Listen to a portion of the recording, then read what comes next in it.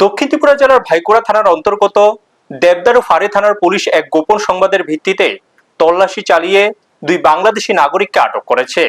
একটি যাত্রীবাহী বাস থেকে আটক হওয়া এই দুই ব্যক্তির মধ্যে একজন পুরুষ ও একজন নারী রয়েছেন, যারা প্রাথমিক জিজ্ঞাসাবাদে বাংলাদেশের চট্টগ্রামের বাসিন্দা বলে পরিচয় দিয়েছেন।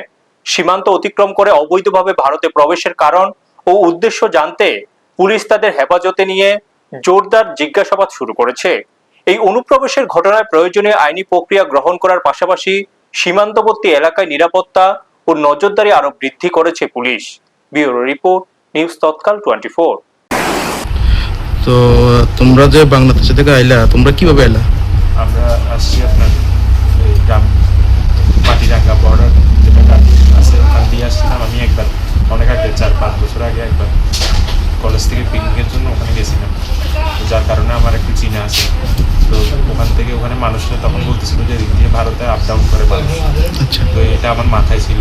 তো এখন বিপদের সময় ওকে বললাম যে একটা জায়গা চিনি আমি, চলো ওদিক দিয়ে যদি ওদিকে যাই ওখানে যদি আসতে পারে। তোমরা যে বাংলাদেশ কোন জায়গার বাড়ি? তোমরা চট্টগ্রাম। তোমরা এখানে কিভাবে আনলে? তোমরা কোন জায়গা ধরা খেলে? তারা আমরা এখানে ধরা গেছি।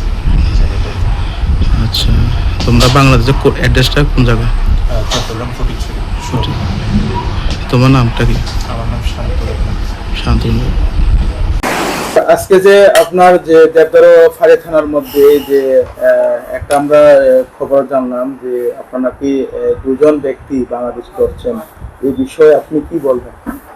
আচ্ছা, আজকে আমাদের দুপুরবেলা আমার কাছে একটা খবর আছে এবং খবরের ভিত্তিতে আমরা একটা বাস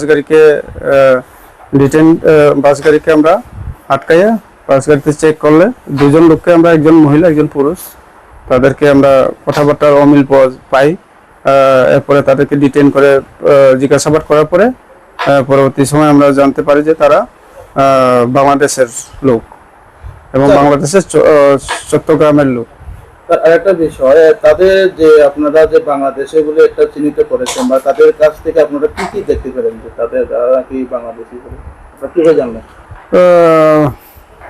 প্রথমত তারা ভারতবর্ষের লোক হিসেবে তারা প্রমাণ করতে পারেন, তারা ভারতবর্ষের কোনো ডকুমেন্ট দেখাইতে পারেন এবং তাদের সার্চ করার পরে আমরা 2টি মোবাইল ফোন পাই এবং 2টি সিম কার্ড পাই। 2টি সিম কার্ডে বাংলাদেশের। সুতরাং আমরা এরপরে তাদেরকে অ্যারেস্ট করি।